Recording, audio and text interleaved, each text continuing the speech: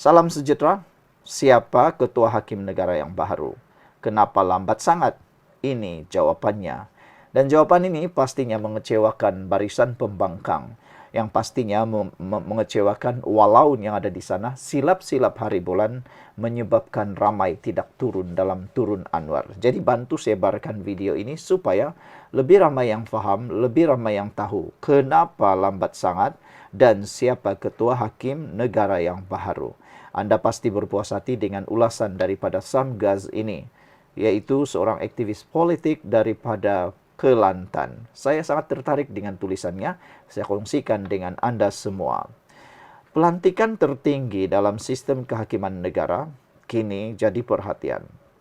Tapi jangan silap faham. Ini bukan jawatan yang boleh ditebuk atap.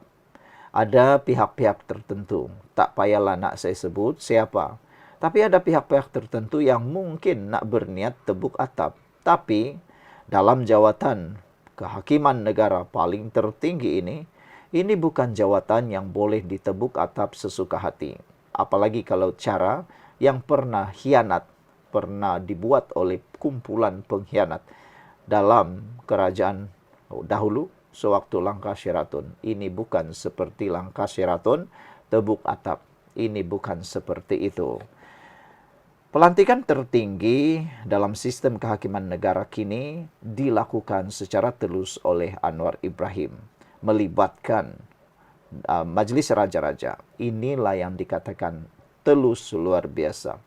Kalau sebelum ini kita tak pernah dengar secara terbuka tentang pelantikan ketua hakim, tapi gara-gara isu ini ada hikmahnya. Sekarang orang Malaysia mula tahu bahawa semuanya telus di bawah kepimpinan yang di-Pertuan Agong dan Majlis Raja-Raja. Sebelum kita teruskan ulasan ini, saya nak perkenalkan kepada anda semua, ini terapi imun Transfer Factor for Life. Terapi imun ini meningkatkan daya imun badan kita sehingga 400%. Secara umum dan ringkasnya, kita kena penyakit kerana imun badan kita yang lemah. Kita tak sembuh-sembuh daripada semua jenis penyakit kerana imun badan kita yang menjadi bodoh, lalu menyerang diri kita sendiri. Tetapi dengan adanya terapi imun Transfer Factor for Life ini, imun badan kita bukan sekadar menjadi kuat luar biasa, tetapi juga menjadi bijaksana luar biasa, mengenal mana musuh, mana kawan dalam badan kita. Apabila ia dirangsang menyerang semua musuh di dalam badan kita, kita akan sembuh daripada sebarang jenis penyakit. Percayalah, produk ini adalah produk yang diluluskan KKM, halal dan juga diperakui oleh doktor-doktor di seluruh dunia, penemuan paling bersejarah dalam dunia kedokteran dan perubatan pada abad ini.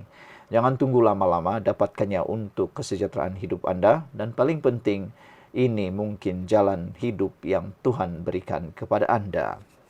Baiklah saudara-saudara sekalian, pelantikan ketua hakim negara bukan dibuat suka-suka. Ada prosedur yang ketat. Sebenarnya ramai yang keliru. Abang-abang, maci-maci, kakak-kakak, pacik-pacik, nenek-nenek, atuk-atuk seringkali ditipu, khususnya oleh pembangkang. Mereka seringkali ditipu dengan keliru. Kadang-kadang penipuan sepenuhnya, kadang-kadang penipuan separuh benar, ada juga penipuan yang dikelirukan. Atau ada juga yang sengaja buat tak faham tentang bagaimana ketua hakim negara dilantik. Berikut adalah prosedur standard secara pentadbiran, bukan politik. Nombor 1. Cara pelantikan, prosedur standard pelantikan ketua hakim negara ialah nombor 1. Surat perakuan rasmi daripada Suruhanjaya Pelantikan Kehakiman JAC mengikut Akta JAC 2009 Akta 695. Inilah yang dikatakan oleh Azalina Uthman Said, Menteri Undang-Undang. Dia kata, Akta JAC 2009 ini sudah diguna sejak 2009 dalam pelantikan 5 ketua hakim negara. Kenapa waktu itu tiada kontroversi dan tiada isu? Sekarang baru ada isu, sekarang baru orang nak bising. Padahal yang turut bising itu juga terlibat di dalam penggunaan Akta JAC 2009. Siapa Perdana Menteri yang pernah jadi sejak 2009 sehingga 2025? Kenapa mereka tak bising? Itu soalannya. Perdana Menteri menyampaikan nama nomor 2, prosedur kedua.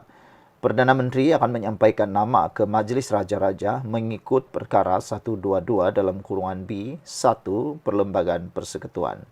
Seterusnya, ketiga, berkenan yang di Pertuan Agong mengikut perkara 122 dalam kurungan B 1 Perlembagaan Persekutuan. Prosedur keempat, surat cara pelantikan disediakan dan dimeterai. Dan yang kelima, Majlis Angkat Sumpah di Istana Negara. Yang keenam, warta rasmi dan pemakluman. Dan yang ketujuh, prosedur standard ialah serah terima tugas. Ini bukan jawatan yang boleh diangkat di tepi longkang, seperti sejarah yang kita pernah alami sebelum zaman ini atau alami zaman lalu. Sejarah hitam berlaku bila kehakiman diperalat kuasa politik. 1988 Tun Saleh Abbas dipecat, kehakiman rebah di tangan eksekutif. 1999 kes Anwar Ibrahim, mahkamah jadi alat membunuh karier politik lawan. 2018 Tun Mahathir sekali lagi langgar norma, ke tepi cadangan GAC dan lonjak nama sendiri. Kini mereka pula menjerit rule of law. Ironi. Masa untuk Anwar Ibrahim pimpin reformasi kehakiman. Anwar bukan sekadar mangsa sejarah. Kini beliau Perdana Menteri dan amanahnya ialah memastikan kezaliman yang menimpanya tidak berulang kepada rakyat lain dan ahli keluarga kita semua. Jika institusi ini tidak direformasi secara menyeluruh sekarang, maka rakyat akan terus terdedah kepada pengkhianatan kuasa dan ketidakadilan. Jangan fikir kau boleh tawan institusi dengan jerit pekik. Kuasa sebenar datang dari sistem yang dihormati dan raja, rakyat serta ikut perlembagaan.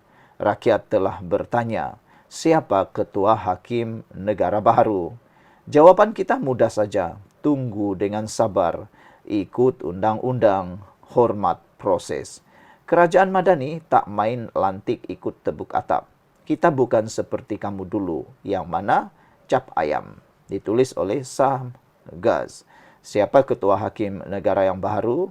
Kita tunggulah apa yang sudah dinyatakan tadi.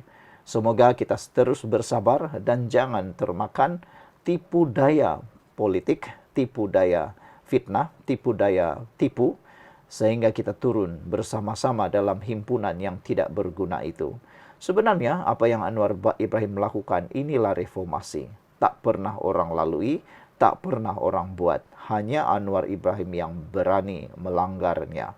Dan lebih penting lagi, Anwar Ibrahim tidak mengikut populis, tetapi mengikut reformasi yang sebenar. Kalau Anda kata PKR tidak reformis lagi, inilah buktinya negara sedang reformis.